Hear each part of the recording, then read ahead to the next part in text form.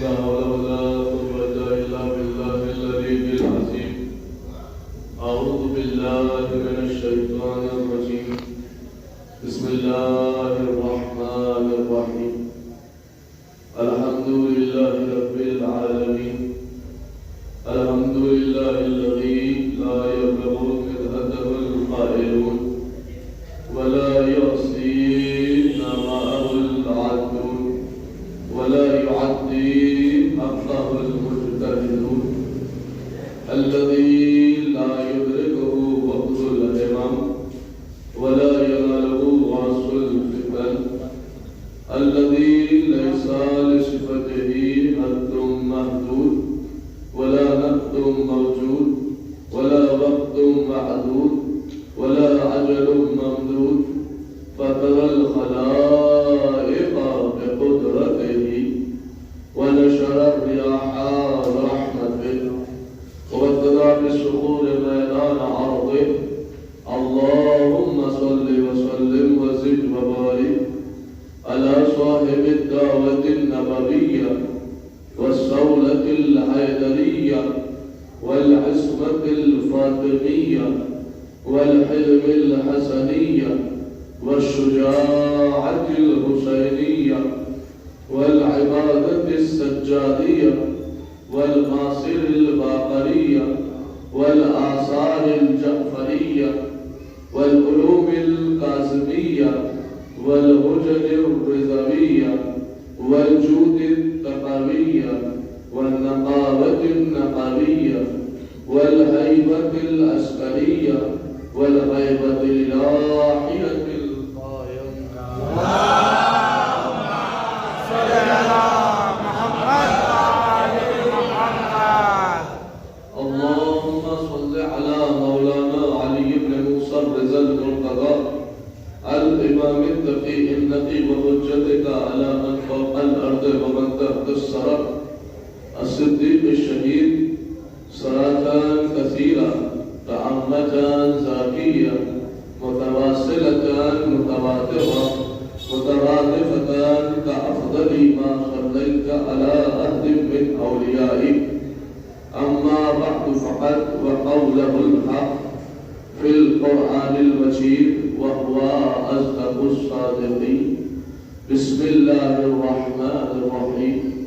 إن الذين يؤذون الله ورسوله لعنهم الله في الدنيا والآخرة وأعد لهم عذابا مهينا. صلوات الله.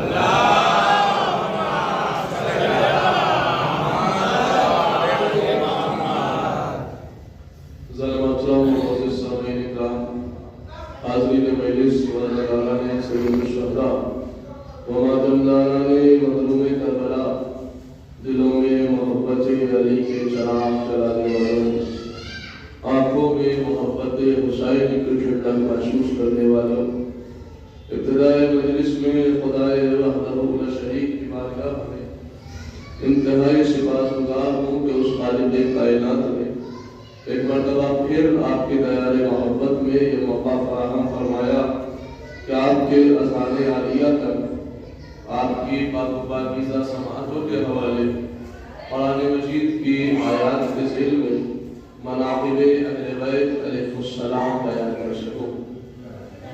یقیناً آج اس عشرۂ مجالس کی پہلی گفتگو ہے اور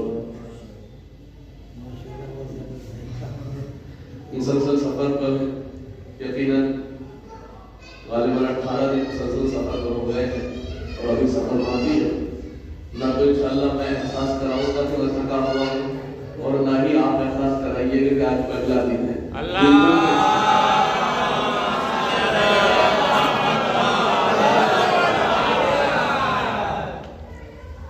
آج سب سے بڑی چیز یہ ہو جاتی ہے کہ خطیب جو ہوتا ہے، میں اکثر کی مزاج کی بات کر رہا ہوں، ہوتا یہ ہے کہ جب مجمع ہم دیکھتا ہے تو فوراً میٹر چینج کر دیتا ہے، لیکن یقین جانے میرے اوپر فرق نہیں پڑتا 400 آدمی ہو یا 40 آدمی ہو یا 4 آدمی ہو۔ میں یہ سوچ کے پڑھتا ہوں کہ صاحب اگر مجلس میں 4 آدمی بھی آئے میں سننے کے لیے کہ صاحب حافظ صاحب کے مجلس کو سننا ہے جا کے ان کے بیان کو، سوچ کے وہ آئے اگر میں نے میٹر چینج کر دیا تو 4 آدمیوں کے حق کو غصب کیا. یہ مجلسیں تو ویسے ہی غاصبوں پہ لعنت کرنے کے لیے ہے. لہذا انشاءاللہ اسی طریقے سے آپ کا حق ضائع نہیں کیا جائے گا. پوری کوشش کی جائے گی.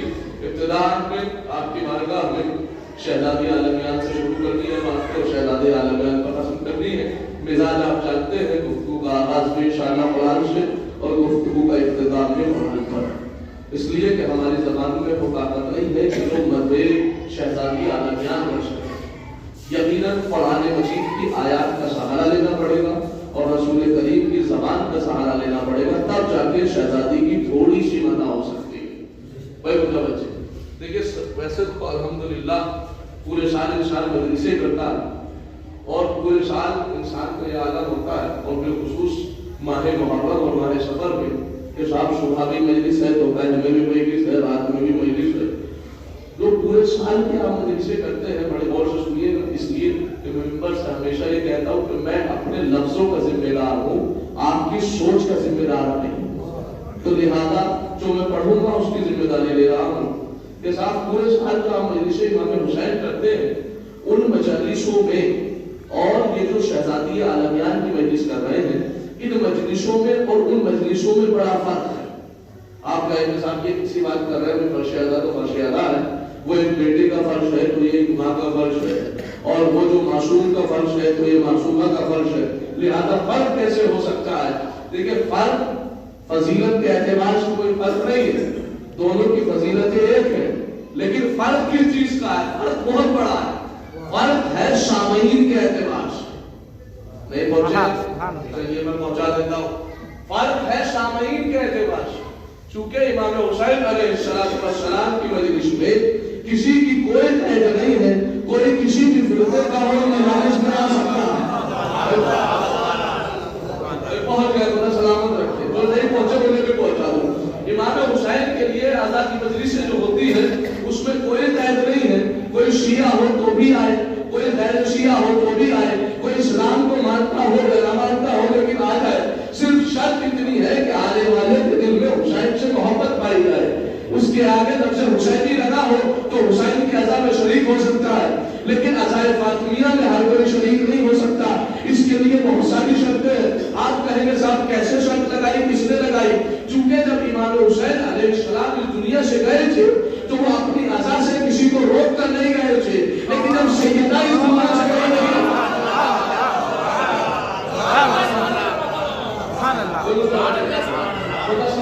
جب بیوی اس دنیا سے گئی تھی تو کہہ کے گئی تھی کیا یا ابن حسن اسی کا لا یشهد احد بجنازتی من هؤلاء الذين ظلموني واخذوا حقي وانهم عدو بعدو رسول الله ولا تترك يصلي علينا احد منهم ولا من اتباعهم. اے ابن حسن اسی کا میں وصیت کر رہی ہوں, میں نبی کی بیٹی ہو کے وصیت کر رہی ہوں.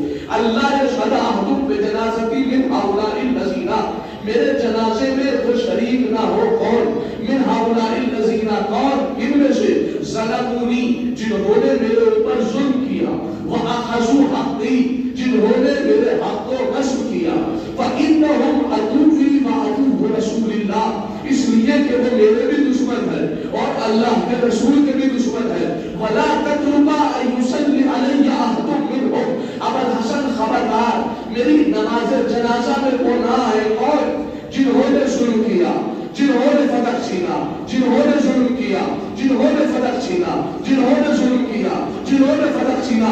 اگر شہزادی عالمیان یہ جملے کہہ کے یہاں رک جاتی کہ وہ نہ آئے جنہوں نے ظلم کیا, جنہوں نے فتح چھینا, تو پھر یہ وصیت بی بی کی ان خاص غاصبوں کے لیے مخصوص ہو جاتی کہ سیدہ نے صرف انہیں منع کیا تھا, لیکن بی بی کو قیامت تک ہونے والی عزا کے لیے ایک خط کھینچ دینا تھا کہ ہر کوئی نہ آئے. بی بی نے اگلا جملہ کہا وَلَا تَتْرُكَ أَن يُصَلِّ عَلَيَّ أَحَدٌ مِّنْهُمْ, خبردار وہ نہ آئے. بھائی متوجہ, خبردار وہ نہ آئے. کون؟ وَلَا تَتْرُكَ أَن يُصَلِّ عَلَيَّ أَحَدٌ مِّنْهُمْ, وہ نہ آئے. کون نہ آئے؟ ظلمونی, جنہوں نے ظلم کیا, وَأَخَذُوا حَقِّي, جنہوں نے حق چھینا. ایک صلوات پڑھے بر محمد.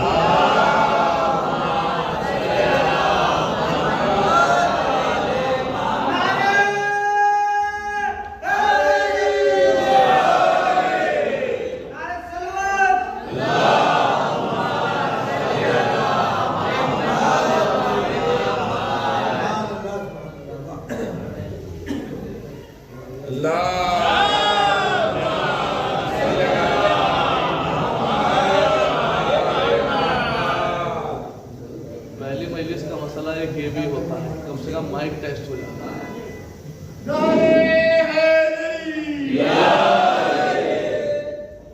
دیکھو صلوات پڑھے محمد.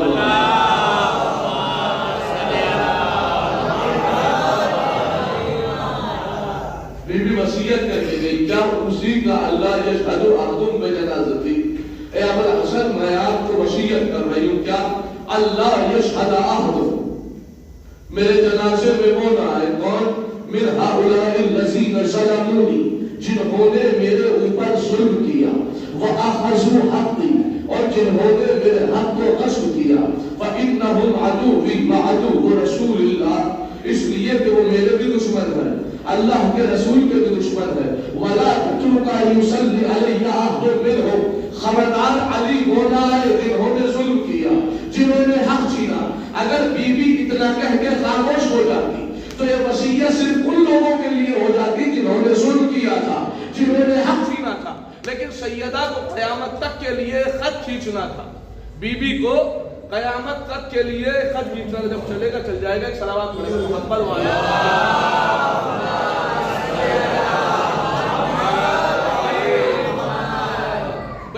عالیہ میری طرف رکھے، الحمدللہ کوئی مسئلہ نہیں. ایک ہی مجلس ہے.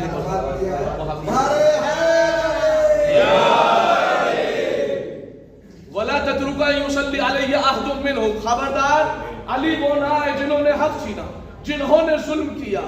اگر بی بی صرف اتنا کہہ دیتی تو یہ حدیث، یہ روایت اور یہ وصیت بی بی کی صرف اور صرف ان غاصبوں کے لیے ہو جاتی کہ جنہوں نے شہزادی کو خالی لوٹایا تھا.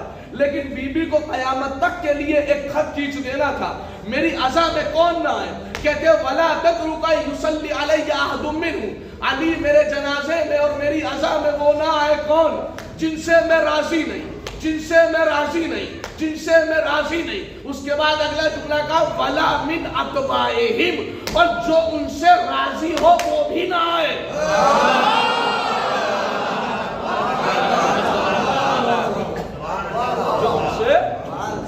جو ان سے راضی ہو وہ بھی نہ آئے. تو قیامت تک کے لیے سیدہ نے خط کھینچ دیا کہ عزائے فاطمیہ میں ہر کوئی نہیں آ سکتا. عزائے فاطمیہ میں وہی آئے گا جس کے کلیجے میں صرف علی کی ولایت ہوگی اور ان کے دشمنوں سے نفرت ہوگی. ایک اور صلوات پڑھے پر محمد.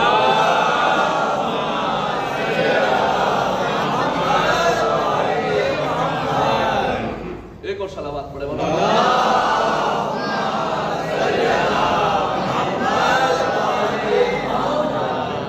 متوجہ. آج انشاءاللہ اگر مائک نہ چلا تو مائک نہ چلنے کے فائدے کی مجلس آپ کی بارگاہ میں خطاب ہوگا اور انشاءاللہ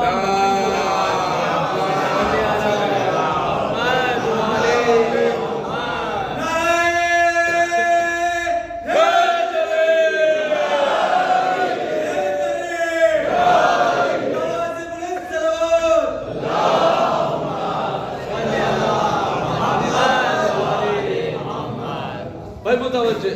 اب میں باقاعدہ مجلس کا آغاز کر رہا ہوں اور یقیناً کبھی کبھی خصوصی مجلس ہو جاتی ہے اور آج میں خصوصی سمجھ کے پڑھ رہا ہوں جب تک مائک نہیں چل رہا. بھائی متوجہ. اس دنیا میں 3 طرح کے لوگ ہوتے ہیں.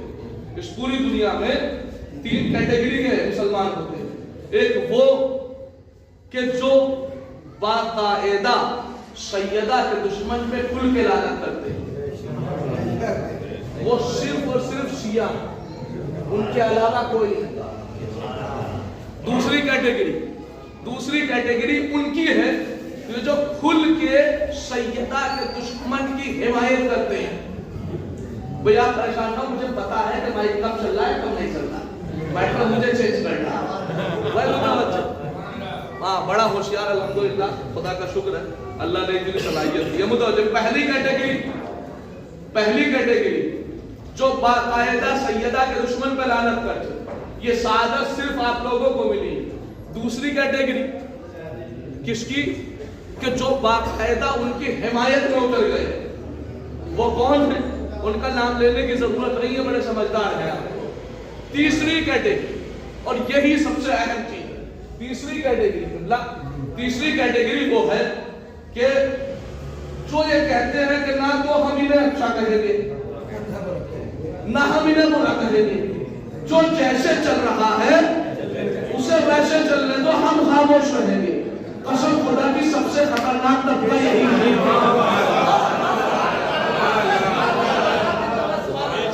سب سے خطرناک طبقہ یہی ہے. ہمارے یہاں بھی ایسا ہوتا ہے کہ صاحب خدا نہ کرے مثال دے دے کسی مولانا سے لڑائی ہو گئی، پتا ہے کہ غلط کون ہے صحیح کون ہے، لیکن صاحب نہ ہم ان کا ساتھ دیں گے نہ ان کا دیں گے، ہم خاموش ہیں. سب سے خطرناک کیٹیگری ان لوگوں کی ہوتی ہے کہ جنہیں حق پتا ہوتا ہے لیکن خاموش ہوتے ہیں. اگر یہی لوگ، ذمہ داری سے کہہ رہا ہوں، اگر یہی لوگ بولنا شروع کر دیتے تو سب سے غلط وہ نہیں تھے کہ جنہوں نے علی کی جگہ کو چھینا تھا، ان سے غلط وہ تھے جو خاموش تھے. اگر خاموش نہ ہوتے تو علی کی جگہ پہ کوئی اور آتا ہی نہیں.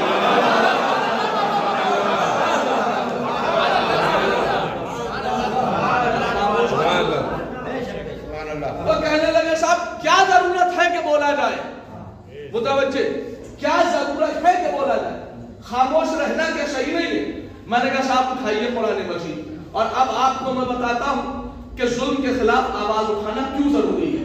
کہا اٹھائیے قرآن مجید کا 30واں پارہ سورہ مبارکہ شمس. ارشاد ہوتا ہے بسم اللہ الرحمن الرحیم والشمس وضحاها والقمر اذا تلاها والنهار اذا جلاها والليل اذا يغشاها والسماء وما بناها والارض وما طحاها والنفس وما سواها فالهمها فجورها وتقواها قد افلح من زكاها وقد خاب من دساها كذب ثمود بتقواها اذ جاءها اشقاها فقال لهم رسول الله ناقة الله وسقياها فكذبوه فعقروها فدمدم عليهم ربهم بذنبهم.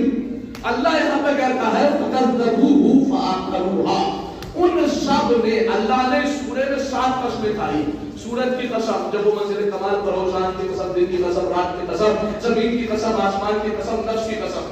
اللہ نے 7 قسمیں، جن میں حافظ قرآن ہونے کی حیثیت سے کہہ رہا ہوں، پورے قرآن کو آپ دیکھ لیجئے گا، کہیں اللہ نے اتنی ایک 7 قسمیں کھائی نہیں. لیکن اگر قسمیں کھائی ہیں تو کسی بات میں وزن پیدا کرنے کے لیے، جبکہ اللہ کو یہ ضرورت ہی نہیں ہے کہ وہ قسم کھائے، لیکن 7 قسمیں کھا کے کہہ رہا ہے کہ ان سب نے جناب صالح کو جھوٹا کہا، ان سب نے جناب صالح کی اونٹنی کے پیر کاٹ دیے. آپ نہیں پہنچے، کیوں نہیں پہنچے؟ چونکہ آپ کو تفسیر نہیں پتا. لیجئے پہلے تفسیر بتاؤں تاکہ آپ کا اذہان عالیہ بہت اچھے طریقے سے. ایک نبی ہے جناب صالح. کون؟ جناب صالح. جناب صالح جیسے ہی دنیا میں یعنی آئے ہیں اور اعلان نبوت کا حکم ملا کہ آپ اعلان کیجئے کہ میں نبی ہوں، انہوں نے لوگوں کو اکٹھا کیا اور اکٹھا کر کے کہنے لگے لوگوں مجھے مان لو میں رہبر ہوں، لوگوں مجھے مان لو میں نبی ہوں، لوگوں مجھے مان لو میں نبی ہوں، میں رسول ہوں، میں اللہ کی طرف سے بھیجا ہوا ہوں، مجھے مانو کہ میں رہبر ہوں، مجھے مانو کہ میں رہبر ہوں. اس زمانے کے جتنے بھی لوگ تھے انہوں نے کہا اگر آپ نبی بن کے آئے ہیں تو معجزہ دکھائیے، اگر آپ رہبر بن کے آئے ہیں تو گواہی پیش کیجیے، اگر آپ رہبر بن کے آئے ہیں تو معجزہ دکھائیے، اگر آپ رہبر بن کے آئے ہیں تو دلیل دیجیے، اگر آپ رہبر بن کے آئے ہیں تو دلیل دیجیے. متوجہ، اگر آپ رہبر بن کے آئے ہیں، لوگوں کے سردار بن کے آئے ہیں تو دلیل دیجیے. بھائی میاں مسلک سے یہ کافر ہے، لیکن ان کافروں کو بھی اتنا پتا ہے کہ بغیر دلیل کے کسی کو رہبر نہیں مانا.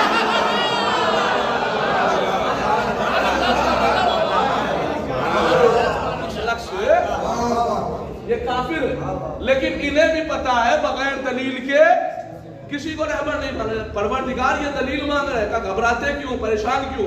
کہ پروردگار کیا کرے؟ کہ ایسا کرو کہ تم پہاڑ پہ جاؤ اور پہاڑ پہ جا کے کہنا اے پروردگار مجھے گواہ چاہیے. پہاڑ میرے اللہ نے کہا ہے مجھے گواہ چاہیے. نبی پوری امت کو لے کے چلے گئے، لے جانے کے بعد سارے کافروں کو اکٹھا کیا، تمہیں گواہ چاہیے میں دوں گا. لے کے چلے، امت کو لے کے چلے، کفار کو لے کے چلے. اب جیسے ہی پہاڑ پہ پہنچے، پہاڑ سے کہنے لگے پروردگار نے کہا گواہ چاہیے. فوراً پہاڑ پھٹا. پھٹنے کے بعد اس میں سے اونٹنی نکلی. جیسے ہی اونٹنی نکلی اللہ نے آیت بھیج دی کہ حاضری نعمت اللہ، یہ اللہ کی اونٹنی ہے، خبردار اسے ہاتھ نہ لگانا. جناب صالح نے کہا یہ میری گواہ ہے، परवरदिगार अगर ऊँटनी ही को गवाह बनाना था तो हजारों ऊँटनियां घरों में बंधी थी। अगर ऊँटनी ही को गवाह बनाना था तो हजारों ऊँटनियां गवाह के लिए घरों में बंधी हुई थी। किसी भी को कह देता कि ये गवाही देगी, कहा नहीं यही तो मसला है, हमें पहाड़ को चीर के पत्थरों को चीर के उसमें से गवाह निकालना था। समझाना क्या चाहता है कि दुनिया के मुसलमानों के जहन में यह फिक्र डालना चाहता हूँ कि हमारा मिजाज ये भी है कि हम जब किसी नबी का गवाह भेजते हैं तो पत्थरों को चाट कर देते हैं। साले की ऊँटनी भेजी तो पहाड़ के पत्थरों को चाट किया, तो मोहम्मद का गवाह अली बेटा को काबे की दिया।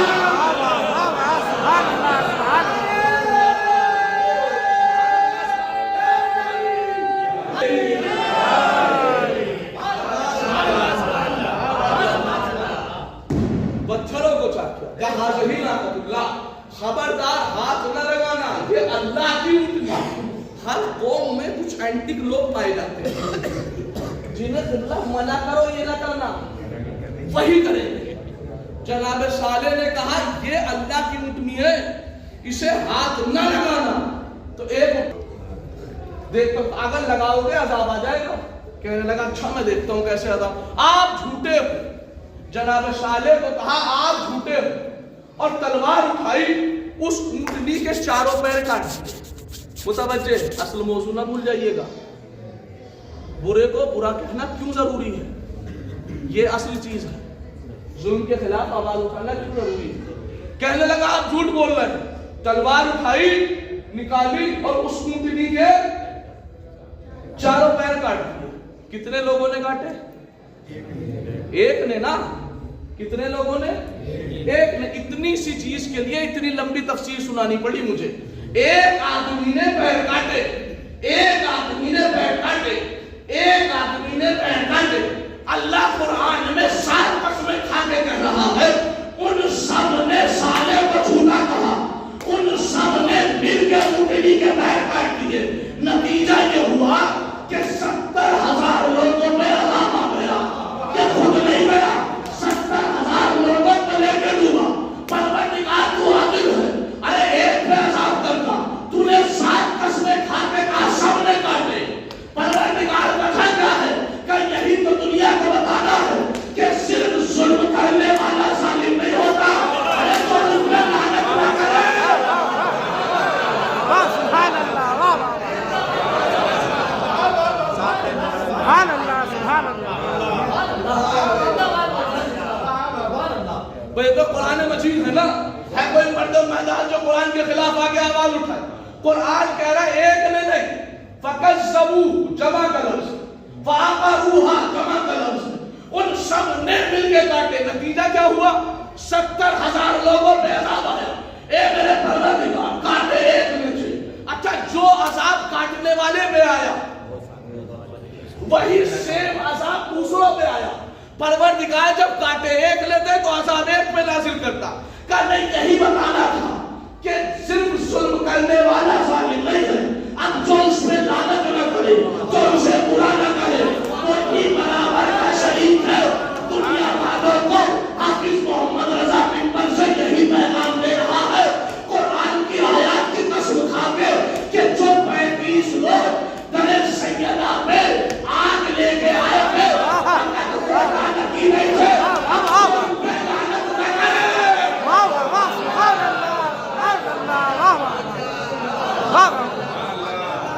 जिंदाबाद, जिंदाबाद।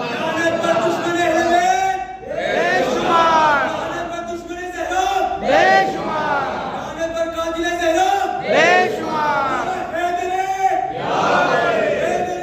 या अल्लाहुम्मा सल्ली अला मुहम्मद व आले मुहम्मद। अब कुरान ये कह रहा है कि अगर बुरे को बुरा नहीं कहोगे तो तुम बुराई में बराबर के शरीक नहीं हो। अगर लानती को लानती नहीं कहोगे तो तुम बुराई में बराबर के शरीक हो। ये दिल्ली की सरजमीन है, हिंदुस्तान में अभी कुछ साल पहले एक वायरस आया था। ना वो जिस्मों को खराब करने वाला नहीं, अकीदों को खराब करने वाला है, जिसका नाम था जाकिर नायक। उसने एक मेंटेलिटी फैलाई थी, वो ये मेंटेलिटी थी कि साहब यजीद को बुरा न कहो। क्यों? इसलिए कि करबला में जो जंग हुई है वो दो शहजादों की जंग थी। सुनी होगी आपने ये बात, एक तरफ एक शहजादा, एक तरफ एक शहजादा, लिहाजा यजीद को बुरा न कहो। आज उसी की नस्ल से कुछ लोग सोशल मीडिया पे, फेसबुक और इंस्टाग्राम पे और खुसूसन ट्विटर पे ट्वीट कर रहे हैं। वो लिखते हैं साहब फदक के बारे में खामोशी इख्तियार कर लो, किसी को बुरा न कहो। का क्यों? का एक तरफ सिद्दीक है तो दूसरी तरफ सिद्दीका है। पहुंच रहे हैं? पहुंच गया। जैसे वहां दो बराबर के शहजादे बनाए जा रहे थे, आज जमाने में कहा जा रहा है साहब फदक के लिए आवाज ना उठाओ, कुछ ना बोलो। क्यों? इसलिए कि उधर भी सच्चाई इधर भी सच्चाई। मैंने कहा साहब आज इस लफ्ज का ही बाकायदा लफ्ज के कुरान से ऑपरेशन कर दिया जाए ताकि आपको समझ आए कि सादिक और सिद्दीक कहते किसे। देखो एक लफ्ज है सादिक, एक लफ्ज है सिद्दीक। मुअन्नस बनेगी एक लफ्ज की सादिका, एक की सिद्दीका। सादिक और सिद्दीक में क्या फर्क है और सादिका और सिद्दीका में क्या फर्क है? बड़ी आसान लफ्जों से बयान कर रहा हूं। एक इसमें फाइल, अगर ग्रामर में जाऊं तो एक इसमें फाइल का सिगा है और एक जो है इसमें मुबालगा का सिगा है।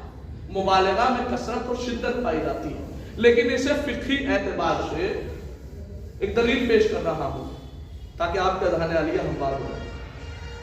मसला क़िबला ने मुझे खबर दी कि 9 बजे वर्षे खान बैठ जाएंगे। हमने कहा साहब अभी तो थके हुए आए हैं, ठीक इंशाल्लाह 8:45 बजे घर से निकलेंगे, 10 मिनट का रास्ता है, कोई बात नहीं। अब जैसे ही निकले तो यमुना विहार से पहले जाम लगा हुआ, आए थोड़ा सा लेट हो गया गाले। क़िबला ने पूछा लेट क्यों हुए? ये पूछा नहीं, मैं बता रहा हूँ, सिर्फ मिसाल बना है। आप लेट क्यों हुए? मैंने कहा साहब वहां पर यमुना विहार में जाम था।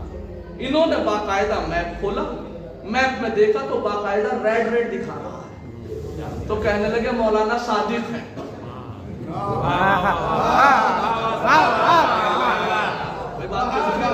बिल्कुल आसान लफ्जों में मैंने बता दिया, मौलाना सादिक है। सादिक यानी वाकया जान पहले लगा, खबर बाद में दी मैंने। जो वाकये के बाद खबर दे वो सादिक होता है, जो वाकये के बाद खबर दे वो सादिक और सादिका कहलाता है। लेकिन जो पहले खबर दे दे और बाद में वाकया ऐसा है उसे सिद्दीक और सिद्दीका कहा जाता है। आप कहिए क्या मतलब? सिद्दीका वो होगी तो पहले कहते कि कल कपड़े आएंगे,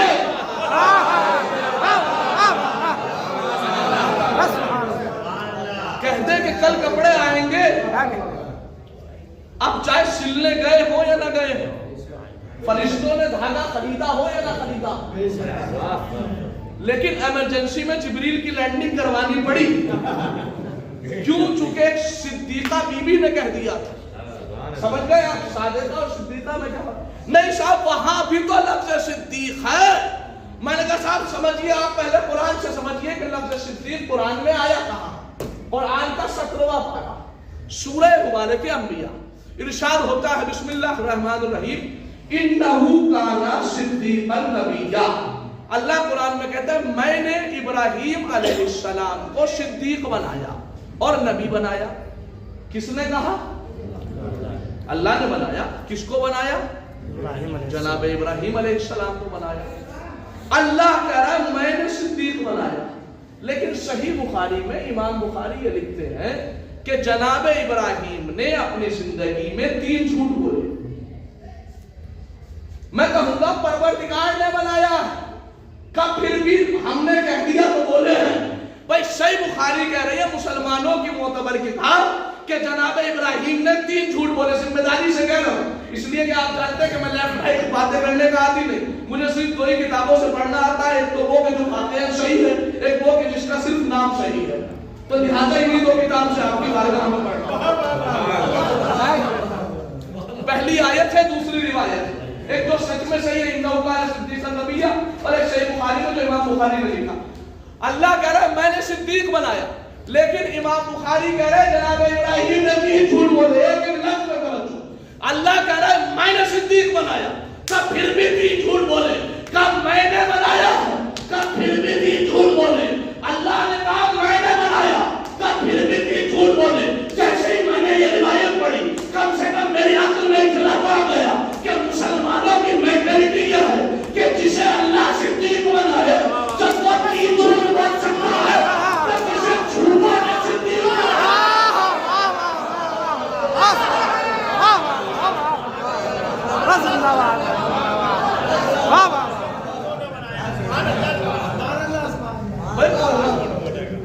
कुरान ये कह रहा है कि मैंने सिद्दीक बनाया, का फिर भी तीन झूठ बोले।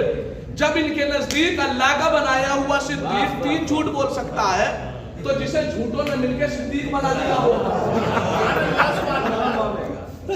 उसके सदाकत की कोई एक गवाह जिम्मेदारी से पूरे हिंदुस्तान में चैलेंज कर करके हर जगह घूम घूम के कह रहा हूं, एक फटी से फटी, गली से गली, सड़ी से सड़ी, मेरी ये शर्त भी नहीं है कि किबला मुसलमान की लिखी हुई हो, किसी काफिर की लिखी हुई हदीस दिखा दो कि सिद्दीक अल्लाह ने, अल्लाह के रसूल ने बनाया।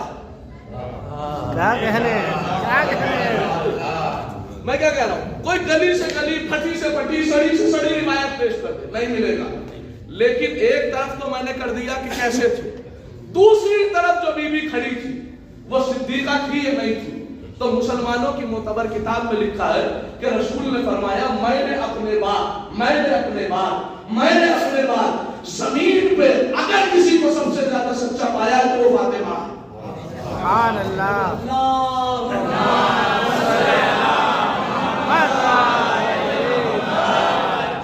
बात आपने बहुत हल्के में ले ली, इतनी हल्के में नहीं लेनी चाहिए थी। अब मुझे इसकी तफसीर करनी पड़ेगी बाकायदा, और मजा भी आना चाहिए बात में। देखिए लफ्ज़ सिद्दीका ज़हरा के आगे लगाने से, लफ्ज़ सिद्दीका ज़हरा के आगे लगाने से बीवी की अजमत में कोई इजाफा नहीं होता। फिर जुमला दोहरा रहा हूं, लफ्ज़ सिद्दीका शहजादी के आगे लगाने से शहजादी की अजमत में कोई इजाफा नहीं होता, बल्कि लफ्ज़ सिद्दीका को मेराज मिलती है। दलील सुन लीजिए आप, चूंकि सैयदा फदक में जाने से सिद्दीका वादे नहीं हुई, ये तो पहले से वाजे है। आप कहेंगे कहां से, मैं आपके सामने फिर आयत पढ़ता हूं। कुरान मजीद सूरह मुबारक आले इमरान आयत नंबर 61 12 नंबर 3 इरशाद होता है बिस्मिल्लाहिर्रहमानिर्रहीम फमन हाजत फीहि मिन बाद मा जाअ मिनल इल्म फकुल ताअलू नदू अबनाना व अबनाकुम। सब सुनिए आयत। मैं तफसीर में जाना ही नहीं चाह रहा, जितनी जल्दी रिस्पांस दे देंगे आप इतनी जल्दी मैं बात आगे बढ़ा ले जाऊंगा। 2-3 सवाल है मेरे, उसका जवाब दे दीजिए ताकि मुझे तफसीर ना पढ़नी पड़े। आया मुबाहिला, जो वाक़या मुबाहिला हुआ है वो रसूल में और ईसाइयों के बीच में हुआ था। ईसाई ये कह रहे थे कि ईसा अलैहिस्सलाम अल्लाह के बेटे, रसूल कह रहे थे अल्लाह के नबी है और बंदे हैं। नबी समझा रहे थे, वो समझ नहीं रहे थे। नबी उनको समझाने के लिए काफी नहीं हुए। अल्लाह ने कहा अच्छा, क्या उनका सवाल ये था कि जनाब ईसा बगैर बाप के कैसे हो सकते हैं? आज तक हम तो बगैर बाप के पैदा नहीं हुए, तो ये कैसे बगैर बाप के पैदा हुए? तो अल्लाह ने फौरन कुरान की आयत भेजी। मैं तफसीर सुना रहा हूं आपको बहुत तगड़ी का इन्ना मसलु इंदल्लाहि, इन्ना मसलु ईसा इंदल्लाहि का मसली आदम। अल्लाह के नजदीक ईसा की मिसाल आदम की तरह है। जब वो आदम को बगैर माँ बाप के पैदा कर सकता है, तो ईसा को बगैर बाप के नहीं कर सकता। ये बात यहाँ पे फाइनल हो गई, लेकिन उन्होंने कहा अभी भी हमें समझ में नहीं आई, हम नहीं मानेंगे। अल्लाह का नबी कुरान समझा रहा, लेकिन कुरान नबी को उनके समझाने के लिए काफी नहीं हुआ। फिर काफी क्या हुआ? का पंचेतन को ले गया। नहीं दिया नबी को उनको समझाने के लिए कुरान काफी नहीं हुआ, पंचेतन की जरूरत पड़ी है। अरे जब कुरान नबी को काफी नहीं हुआ,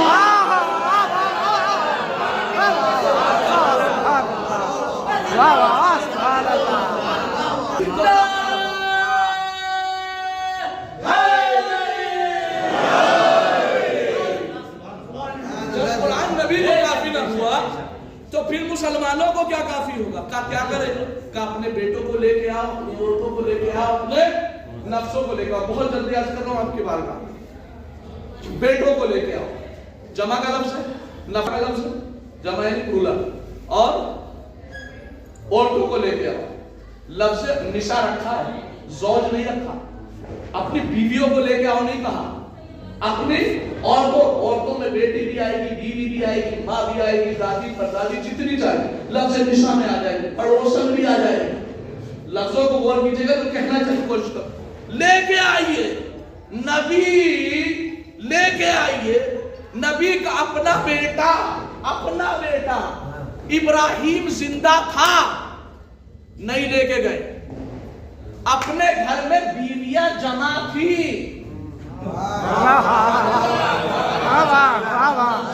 नहीं लेके गए। और एक जुमला और क्या दूं, चाहे जैसे लुत्फ उठाइएगा, ये सारी की सारी चीजें एक जुमले के लिए पढ़ रहा हूं मैं। एक जुमला यहाँ पे कहता चलूं, बेटी,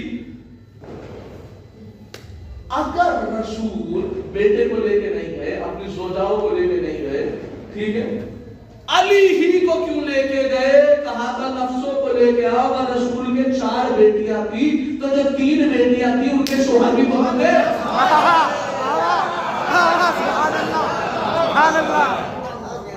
उन्हें भी लेके चले जाते, उन्हें भी लेके नहीं गए। किसे लेके गए? अपनी बीवी नहीं, अली की बीवी। इस लहजे में सुनिए, अपनी बीवी नहीं, अली की बीवी, अपने बेटे नहीं, अली के बेटे। अली को लेके गए, अल्लाह ने कहा था अपने बेटे, अल्लाह ने कहा था अपनी जोजा या अपनी औरतें, अली की जोजा लेके गए, अपनी बीवी नहीं, अली के बेटे लेके गए। अब जुमला कह रहा हूं, चाहे जैसे उठा लीजिएगा जुमले को। अरे रसूल ने अपने घर से किसी को लिया नहीं और अली के घर से किसी को छोड़ा नहीं।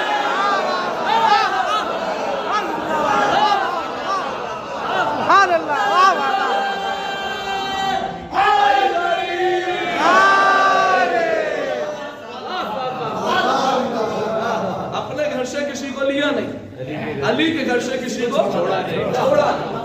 अब वो बात जिसके लिए लफ्ज़ सिद्दीक़ा से बात मैं यहाँ लेके आया, बात सिर्फ इतनी सी है कि होना क्या था, उसमें रिजल्ट क्या निकलना था साहब। होना यह था कि सुम्मा नबतहिल फनजअल लानतल्लाहि अलल कादिबीन, झूठों पे लानत कर। होना क्या था भाई, सादी ज़बान में कह दूं, इसलिए कि मजलिस जितनी सादी ज़बान में पढ़ी जाए इतना अच्छा, क्योंकि आजकल हमारी उर्दू की जो सतह थी वो कम होती जा रही है, कॉलेजों में पढ़ने वाले बच्चे। होना यह था कि हाथ उठा के ये कहना था कि जो झूठा है वो खत्म हो जाए, वो मर जाए, इतना सही होना था। हाथ उठा के इतना कहना था जो झूठा है वो मर जाए, बस सिर्फ इतनी सी बात थी, सिर्फ इतनी सी बात थी, जो झूठा है वो मर जाए। अब इंसाफ से बताइए, मैं कहता हूं अच्छा मुसलमान छोड़िए, किसी शराबी मुसलमान को लेके आइए, उससे भी अगर आप ये पूछिए कि अगर रसूल अकेले मुबाहिले में जाके अकेले हाथों को उठा के ये कह देते अगर मैं सच्चा हूं तो इन्हें मार दे, कोई बचता नहीं? बचता। मियां जब एक से काम हो रहा है तो 5 को क्यों लेके जा रहा है? बात समझिए, सवाल समझ आ गया? अब जवाब सुनिए। का साहब अगर बात सिर्फ बद्दुआ की थी और ईसाइयत को खत्म करना था तो अल्लाह के इरादे में अगर होता कि ईसाइयत को खत्म करना था तो कोई फयकून का मालिक है, इस जमीन में कोई भी ईसाई बाकी न रहता। लेकिन मतलब ये है कि ईसाइयत को खत्म नहीं करना था, मेरे परवरदिगार के करना क्या था? का हमें मुबारका में मुसलमानों के दरमियान में असल में सच्चों के चेहरे दिखाने थे।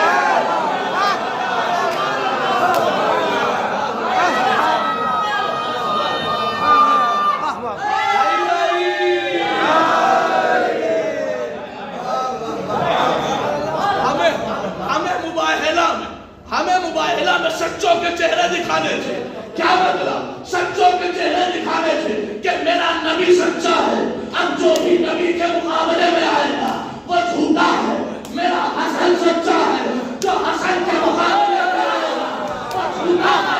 मेरा हुसैन सच्चा है, जो हुसैन के मुकाबले में आएगा वो झूठा है। अरे मेरा अली सच्चा है, जो अली के मुकाबले में आए, चाहे पैदल आए चाहे ऊंट में आए।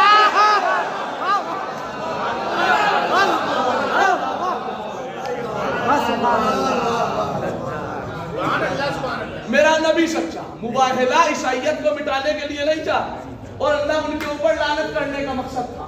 अगर उनके ऊपर लानत करनी होती तो हर ईसाई लानतुल्लाह होता, उनके मुकद्दर में नहीं थी तो फिर किसके मुकद्दर में थी? क्या कहने भाई कहीं तो थी का। आप लफ्जों पे गौर कीजिए, सुम्मा नबतहिल फनजअल लानतल्लाहि अलल काज़िबीन।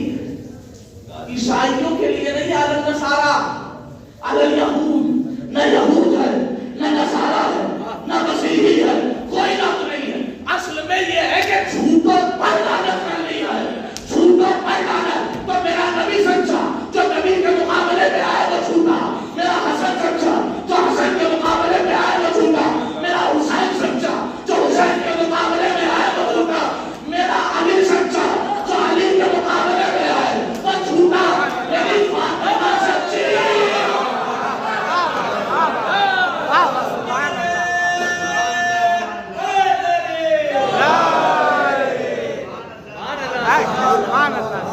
मेरी फातिमा सच्ची, तो जो फातिमा के मुकाबिल में आए वो झूठा, जो फातिमा के मुकाबिल में आए वो झूठा, और झूठे पर ही तो लानत होनी थी। यही वजह है कि अगर इस झूठे का नाम जहन में आता है तो नाम बाद में आता है, लानत।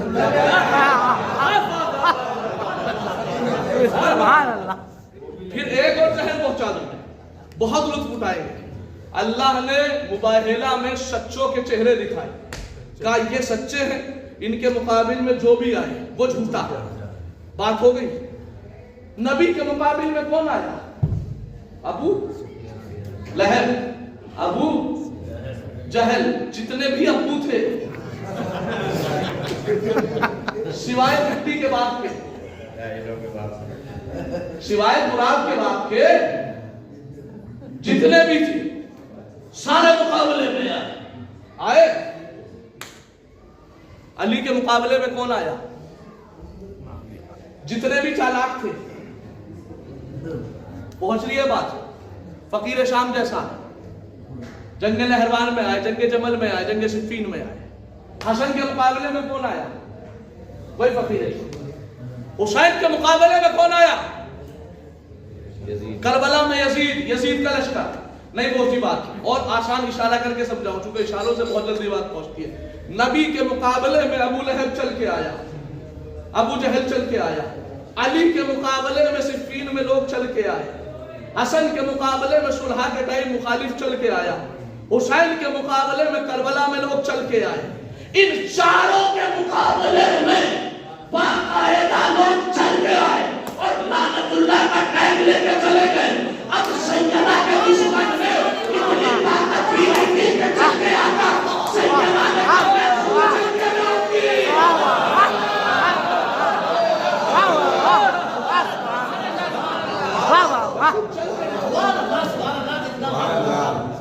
चल के जाओ और दुनिया वालों को बताऊंगी कि मेरा हक है, मुझे मिलना चाहिए। जो भी बोलेगा वो झूठा होगा, जो भी बोलेगा। अब देखिए जवाब क्या दिया गया, बहुत जल्दी। फदक, फदक बहुत अहम चीज का नाम है। जवाब दिया गया, साहब जो भी नबी छोड़ते वो तरका नहीं होता, वो मीरास नहीं होती, वो सदका होता है, कौम की मिल्कियत होती है। लिहाजा नबी के बाद सारी की सारी प्रॉपर्टी बैतुल माल की होगी। यही बात थी, यही जवाब था। अब वो जुमला पढ़ रहा हूं, जो जुमला मुसलसल 1 महीने से हमारा वायरल हो रहा है। अब देखता हूं कसम खुदा की कितना आप लोग उठाएंगे, और अगर नहीं पहुंचे तो फिर मैं उसे समझा कर पढ़ूंगा। मुतवज्जे, अभी सिर्फ जुमला आपके बाहर कहा है। मुतवज्जे का एक फैसला सुनाया कि रसूल ने हदीस फरमाई। क्या वो हदीस ये थी कि हम जो भी छोड़ते हैं वो तरका नहीं होता, मीरास नहीं होती, वो क्या होता है? सदका, कौम का माल, बैतुल माल का माल। तो जो भी होगा वो कौम का होगा, जो भी होगा वो बैतुल माल का होगा, जो भी होगा, जो भी होगा, जो भी होगा वो बैतुल माल का होगा। मैंने बेसाफ का ऐलान माइक पे बैठ के कहा, अगर मुसलमानों का काफिया यही था, साबिया यही था कि नबी जो भी छोड़ेंगे वो कौम का माल होगा, वो बैतुल माल का माल होगा, तो मुझे इतना बताओ कि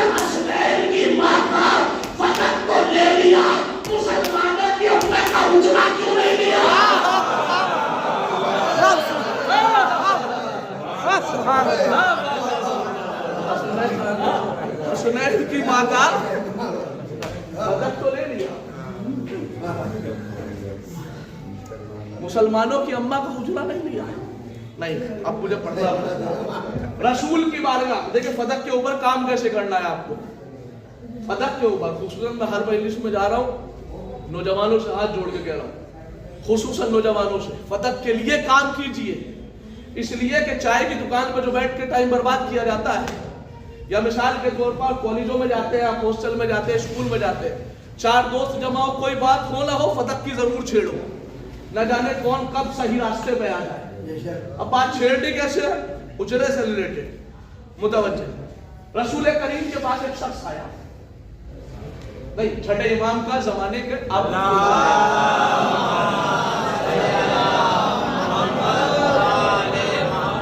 जनाब फुद्दार बिन हसन, छठे इमाम के जमाने में, और उस वक्त मुसलमानों के भी बहुत बड़े इमाम थे।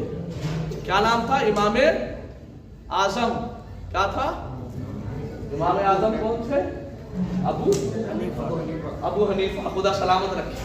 अबू हनीफा वो जब दर्स दिया करते थे, एक सलावत पढ़ो मोहम्मद वाला,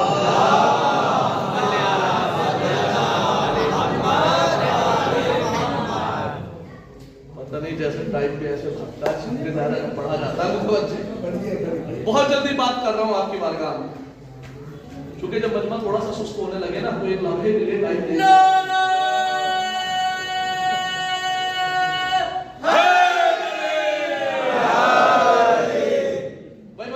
आपकी मनचाही बात मुतवज्जे। इमाम का चाहने वाला इमाम आजम जब दर्स दिया करते थे, 4000 साढ़े 4000 लोग बैठ के उस दर्स को लिखा करते थे। इमाम के चाहने वाले ने कहा कि आज मुझे फदक साबित करके आना है भरे मजमे के अंदर। वो उस जमाने में आया, उस टाइम पे जब दर्स दिया जा रहा था, वो खामोशी से आके एक कोने में, एक गोशे में जाके बैठ गया।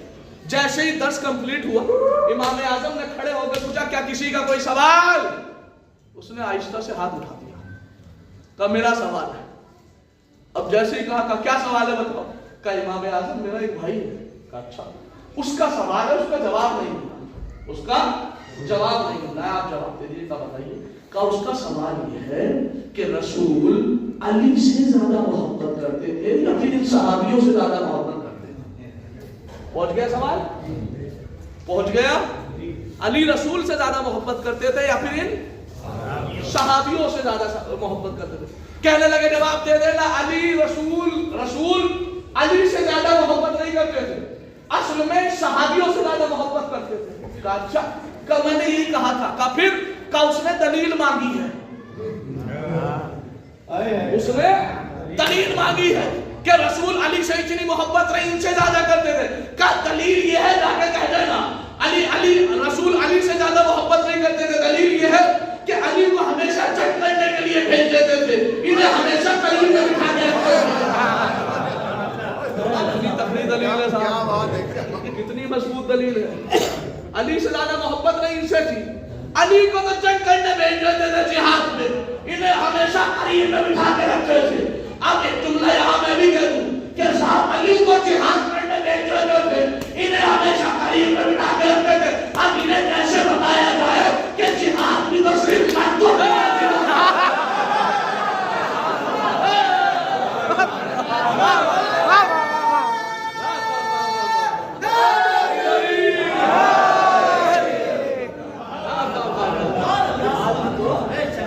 हमेशा मर्दों का साहब नहीं, अली से ज्यादा मोहब्बत इनसे करते थे। का दलील यह कि उन्हें तो जंगल में भेज देते, इन्हें करीब रखते। का मैंने यही कहा था। फिर का मेरे भाई ने आयत पढ़ दी। का कौन सी आयत पढ़ी? का उसने आयत पढ़ी है कि कुरान में सूरह निसा में परवरदिगार 5वें पारे में कहता है बिस्मिल्लाहिर्रहमानिर्रहीम लक़द फ़द्दलल्लाहुल मुजाहिदीन अलल क़ाइदीन, कि अल्लाह जंग करने वालों से मोहब्बत करता है, बैठने वालों से नहीं।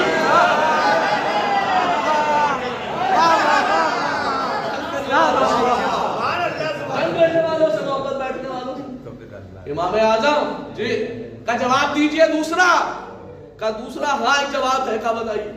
का अली से ज्यादा मोहब्बत नहीं थी, का फिर इनसे थी।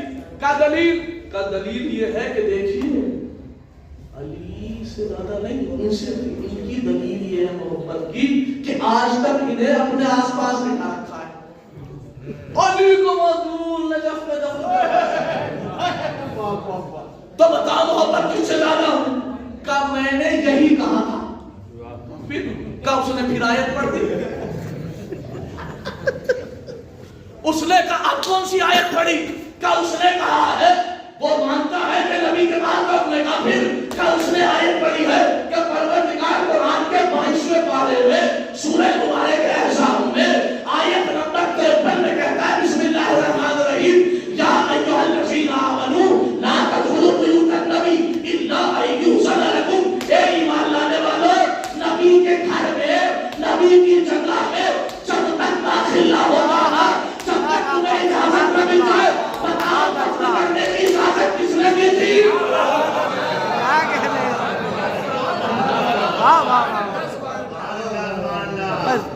بتائیے دفن کرنے کی اجازت کس نے دی؟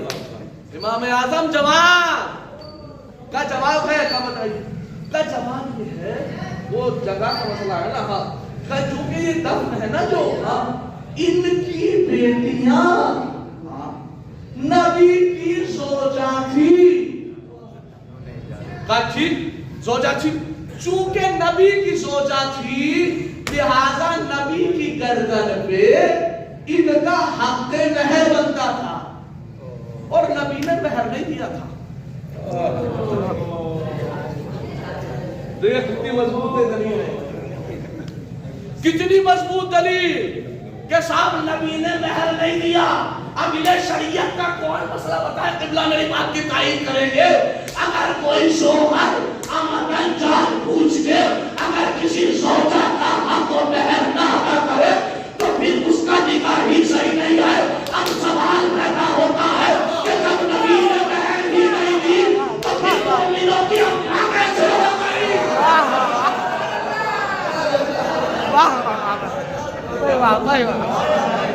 سبحان اللہ، قسم مہر نہیں دی۔ آج یہ کلیئر میں ابھی کر دوں، اس لیے کہ ابھی میں مہاراشٹر سے پڑھ کے آیا، یہ جملہ آپ نے پڑھ دیا تو وہاں سے فون آنے لگے، آپ نے کہا مہر ہم نے تو دی نہیں۔ تو مسئلہ یہی کلیئر کر دوں، اگر بی بی زوجہ جو ہے مہر معاف کر دے تو کوئی ضرورت نہیں ہے، ہمارے یہاں معاف کروانے والوں کی تعداد بہت ہے۔ سلامات پڑھے پر محمد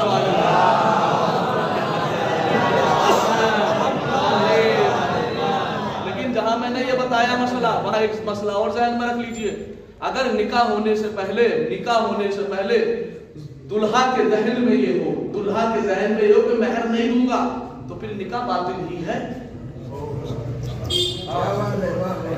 اگر ذہن میں یہ ہے کہ نکاح مہر نہیں دوں گا، یہ نکاح کے وقت یہ نیت کر کے نکاح پڑھوا رہا ہے تو پھر مہر نکاح صحیح نہیں ہے۔ تو کہنے لگے صاحب چونکہ نبی کی زوجہ تھی اس لیے نبی کی گردن پہ مہر بنتا تھا اور انہوں نے مہر نہیں دیا۔ کہا میں نے اپنے بھائی سے یہی کہا تھا۔ کہا پھر؟ کہا اس نے پھر آیت پڑھ دی۔ کہا کون سی آیت پڑھی؟ کہا پروردگار قرآن مجید میں کہتا ہے بسم اللہ الرحمن الرحیم آتیتا اجورہن، اے رسول تم مہر پہلے دیتے ہو نکاح بعد میں کرتے ہو۔ سبحان اللہ، چاروں طرف سے جہاں سے نکلے وہیں سے پھنس جائے۔ کا دلیل؟ کا ایک ہی بچی ہے، کا اسی کے لیے تو آیا، ایک ہی بچی ہے اسی کے لیے تو آیا۔ کا دلیل یہ ہے کہ صاحب پرمیشن کیسے ملی؟ کا چونکہ ان کی بیٹیاں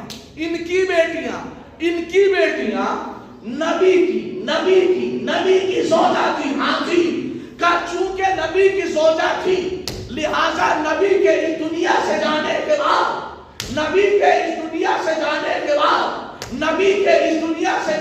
بعد نبی کی جو میراث بچی، میراث میں سے انہیں یہ حجرہ ملا، میراث میں سے انہیں یہ حجرہ ملا، میراث میں سے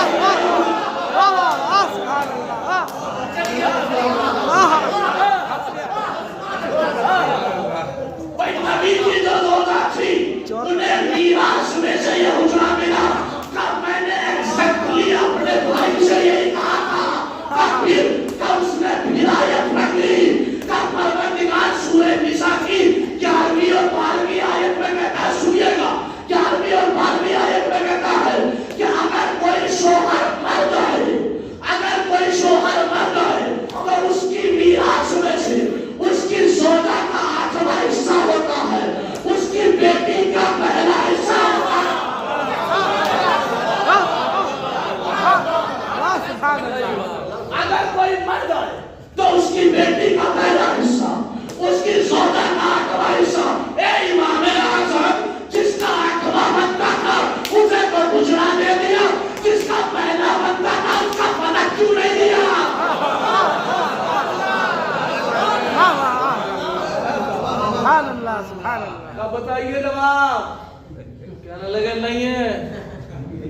کہا لیکن اس نے دے کے بھیجا ہے جواب. اب سوچئے کہ جس کے سوال اتنے خطرناک ہوں اس کا جواب کتنا بھاری ہوگا. اور سنیے اور قسم خدا کی بڑا سخت جملہ ہے. کہنے لگا اس نے جواب دے کے بھیجا. کہا کیا؟ کہا امام اعظم سے جا کے کہہ دینا ان کے پاس صرف 2 راستے. کہا کون سے 2 راستے؟ کہا پہلا راستہ تو یہ ہے کہ یا تو وہ شرافت سے فدق کو میراث سیدہ مان لے. چونکہ مانے گا تبھی تو تدفین جائز ہوگی نا. اب جملہ سن لیجیے پوری طاقت سے. کہ اس میرے بھائی نے جواب دے کے لے جائے گا کیا؟ کہ امام اعظم سے کہہ دینا ان کے پاس صرف 2 ہی راستے ہیں. کہ کیا؟ یا تو پہلا راستہ یہ ہے کہ فدق کا میراث سیدہ مان لے. کہ اگر نہیں مانا تو دوسرا راستہ یہ ہے کہ اپنے گڑے مردے نکال اور کہیں اور لے کے دفن کر.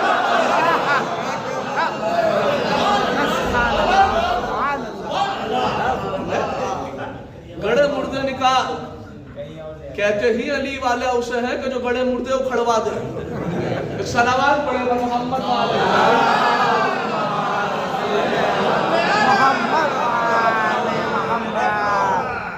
تو لہذا فدق جس کا شریعت میں پہلا حصہ، پہلے حصہ کے لیے کہہ دیا صاحب گواہ گواہ گواہ. سیدہ نے 3 گواہ پیش کیے. میرے پاس وقت نہیں ہے واقعہ کہ میں اس کی تفصیل میں جاؤں. نہ تو ایک حق جناب زہرا کے لیے کم سے کم 10 ایک خطیب کو خطاب کرنا چاہیے.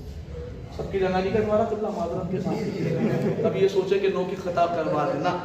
میں تو خود اتنا مصروف ہوں معذرت. لیکن حقیقت بتا رہا ہوں میں کہ اگر اس پہ آپ 10 کی 10 مجلس حق زہرا کے دلائل میں سنیں گے پھر بھی وہ کم ہے.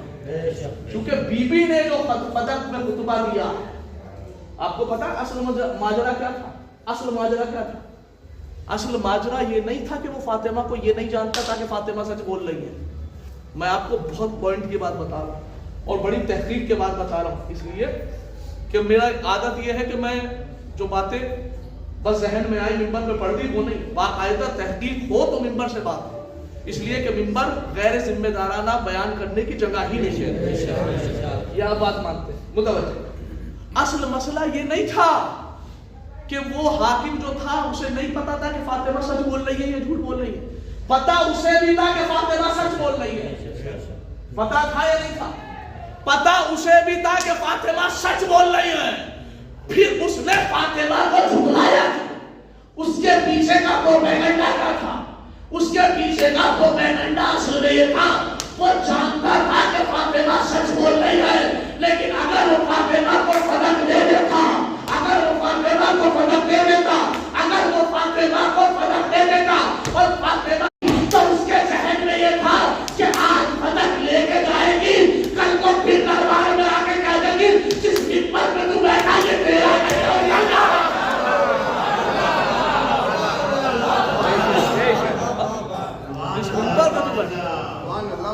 اسی لیے سوچا کہ اسی بات کو یہی جھٹلا دیا جائے، اسی بات کو یہی جھٹلا دیا جائے.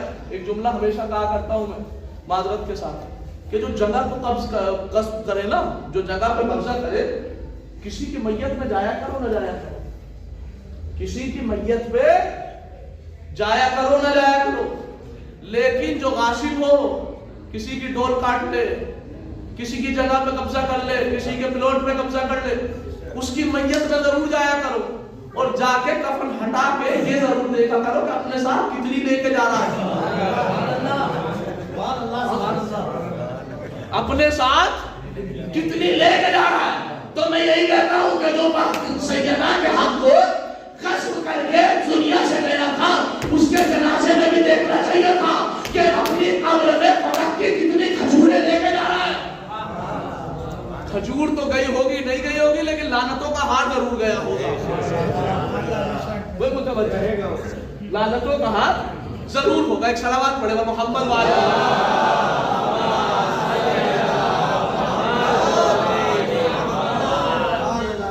تو اصل مسئلہ فدق کا ہے ہی نہیں، لیکن فدق کا تار، فدق کا سلسلہ असल में विलायत अली से जुड़ता है। ये बात बड़ी पॉइंट की बता रहा हूँ। और इसकी एक वजह मेरी नजर में ये भी है, जो मैंने कुरान पे काम किया, तो जो लफ्ज अल्लाह ने आयाए बल्लिग में अली की विलायत के लिए रखा है, वही लफ्ज सैयदा ने दरबार में जाके पढ़ा। आप कहेंगे वो कैसे? दिखाए, बस ये झलक दिखला रहा हूँ, बात खत्म कर रहा हूँ। एक आयत जिसे आप बचपन से सुनते चले आए, या अय्युहा रसूल बल्लिग मा उनज़िला इलैका मिन रब्बिक व इन लम तफ़अल फमा बल्लग़ता रिसालता। इसके आगे वल्लाहु यासिमुका मिनन नास। क्या? किससे? नास। अल्लाह तुम्हें नास से बचाएगा। ये उर्दू वाला नास नहीं है कि इसका नाश हो जा उसका नाश हो जा, ये अरबी वाला नास है। नास कहते हैं लोगों को, तुम अली की विलायत पहुंचाओ, अल्लाह तुम्हें नास से बचाएगा। अब ये बताइए कि रसूल को खतरा किससे था? रसूल गदीर में ऐलान कर रहे हैं, बहुत देखिए, बड़ी गौर से सुनिए। अब जो मैं यहाँ मजलिस पढ़ रहा हूँ, बिल फर्ज मुहाल, अगर मुझे खतरा हो तो किससे होगा? जो आप मौजूद हैं या जो आस पड़ोस वाले हैं, जो यहाँ मौजूद है एरिया में, उसी से तो। अब रसूल गदीर के मैदान में ऐलान कर रहे हैं, चारों तरफ कोई नहीं है सिवाय हाजियों के, तो रसूल को खतरा किससे था? हाजियों से था। तो अल्लाह ने इन हाजियों के लिए लफ्ज नास रखा। किसके लिए? हाजी। बड़ी समझा के पढ़ रहा हूं ताकि जहन में फीड हो जाए। हाजियों के लिए लफ्ज नास रखा। अब कुरान की इस्तिलाह सुनिए। अल्लाह कुरान में जब बात करता है, जब मोमिनों से बात करता है, 300 से ज्यादा बार कुरान में आया या अय्युहल्लज़ीना आमनू। क्या है मतलब? ए ईमान लाने वालों, ए मोमिनो। तो यहाँ खिताब किससे है? बोलिए, बड़ी घबरा गए। मोमिनों से। जब कहा या अय्युहल्लज़ीना कफरू, यहाँ खिताब किससे है? काफिरों से, मोमिन से नहीं है ना। जब कहा या अय्युहल मुनाफिकून, तो खिताब किससे है? मुनाफिकों से। यानी जब मोमिनों से खिताब किया तो कहा या अय्युहल्लज़ीना आमनू, जब काफिरों से खिताब किया या अय्युहल्लज़ीना कफरू, जब मुनाफिकों से खिताब किया तो या अय्युहल मुनाफिकून। लेकिन ऐसा कोई लफ्ज जहां काफिर भी हो, ऐसा मजमा जहां काफिर भी हो, मोमिन भी हो, मुनाफिक भी हो, उसे क्या कहा अल्लाह ने? या अय्युहन नास। पहुंचे नहीं रहा। या अय्युहन नास, नास का लफ्ज वहां आता है कि जिस मजमे में मोमिन भी हो, काफिर भी हो, मुनाफिक भी हो, अल्लाह ने कहा कबीर के मजमे को नास से बचाएगा। ए मेरे माबूद, ये तो सारे हाजी आए, नमाजी आए, तो इन्हें नास क्यों कह रहा है? परवरदिगार ने यही तो बताया है कि जिसके दिल में अली की विलायत नहीं है, इस मजमे में वो भी मौजूद है, तो कुछ भी होता है, वो भी नहीं हो सकता।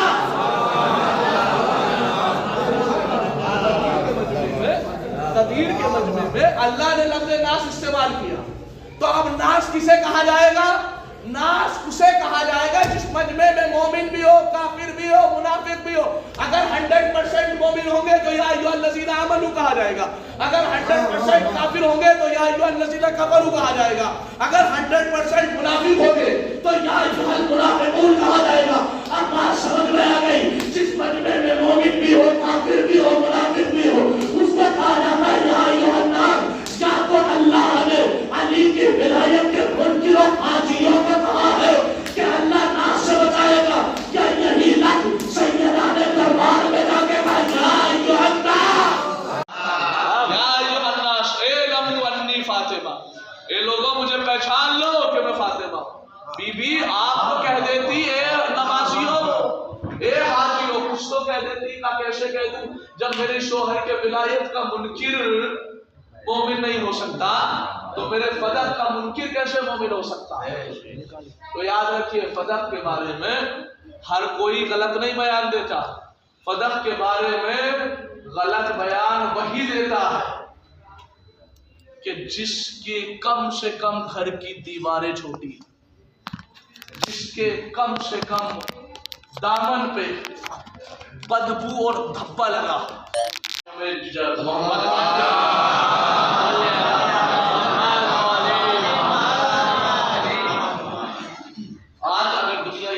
साहब किसी को बुरा ना कहा जाए, मैं पहले जो दूसरे कहते थे उनसे फर्क नहीं पड़ता था, जो अपने वाले कहने लगे हैं साहब किसी पे लानत ना की जाए, ان سے میں صرف اتنا سوال کرتا ہوں کہ اگر آپ کے سامنے آپ کی ماں کے منہ پہ کوئی تماچا مارے تو آپ کی کیفیت کیا ہو؟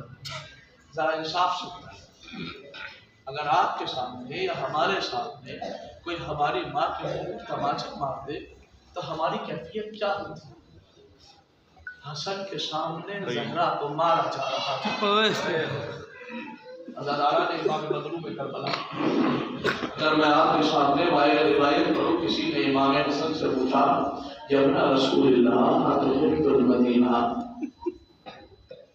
اے رسول کے بیٹے کیا آپ مدینے سے محبت کرتے ہو؟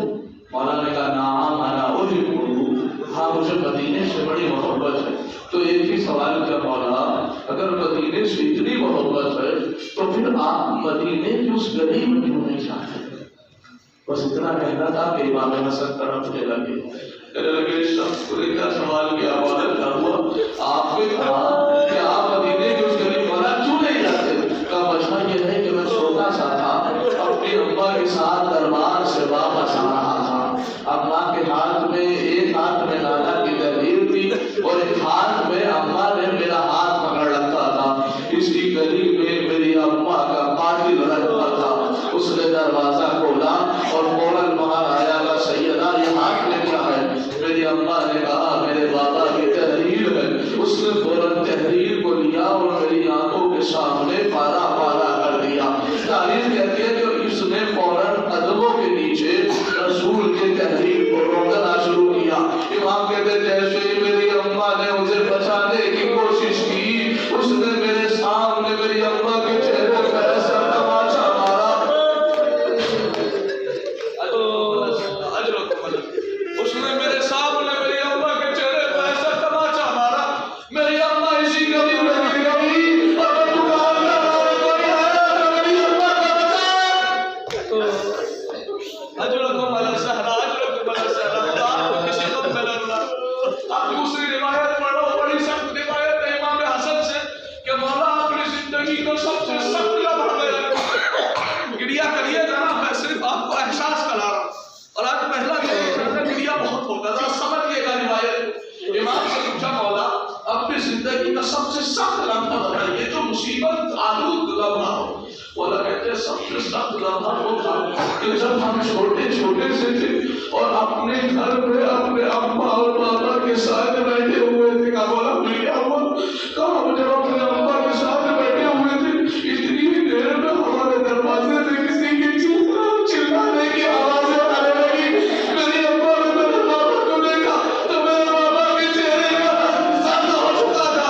کہا اے علی تم یہی بیٹھنا، میں دروازے میں دیکھتی ہوں۔ میری اماں دروازے میں گئی۔ اب تاریخ کے بیچ روایت مجھے عباس امی نے لکھا ہے، وہ کہتے ہیں کہ امام حسن کہنے لگے کہ میں اپنی اماں کو دیکھ رہا تھا کہ اتنی دیر میں دروازے میں آگ لگاتی گئی۔ صرف عباس امی لکھتے ہیں امام حسن نے کہا میری اماں دونوں ہاتھوں سے دروازہ روکے ہوئے تھی، دروازہ جلتا رہا، اماں کے ہاتھوں میں آگ آتی رہی، آگ میں آگ جلتے رہے، لیکن اماں نے دروازہ نہ چھوڑا، انہوں نے دروازے میں لات ماری۔ اے جلتا ہوا دروازہ، جلتا ہوا دروازہ، سنبھال کے رہا ہے جلتا ہوا دروازہ۔ امام کے گھر میری اماں کے شکار پہ گرا، آرام جب میں نے دیکھا نیچے فرش تھا، بیچ میں میری اماں تھی، اوپر جلتا ہوا دروازہ۔ امام کہتے ہیں میں نے خود اپنی آنکھوں سے دیکھا کہ جس دروازے کے نیچے میری اماں موجود تھی، ہر 35 آدمی اسی دروازے کے اوپر پیر رکھ رکھ کر جا رہے تھے۔ اب جو میں نے اماں کو دیکھا، اماں نے پسلیاں پکڑ رکھی تھی اور کیا کہہ دیا اسماء میرا محسن مارا گیا، اسماء میرا محسن مارا گیا۔ اجرکم علی الزہرا۔ بس آخری 2 جملے اور رہ گئے۔ تاریخ کہتی ہے جناب سکین جناب فاطمہ جیسے ہی شہزادی نے اپنی پسلیوں کو سنبھالا، امام حسن روایت کرتے ہیں اس غالب کو کہتے ہیں میری اماں کے اوپر ملک کیا ہے؟ اب وہ میرے بابا کے پاس گئے، انہوں نے میرے بابا کے گلے میں رسی ڈالی۔ ارے میری ماں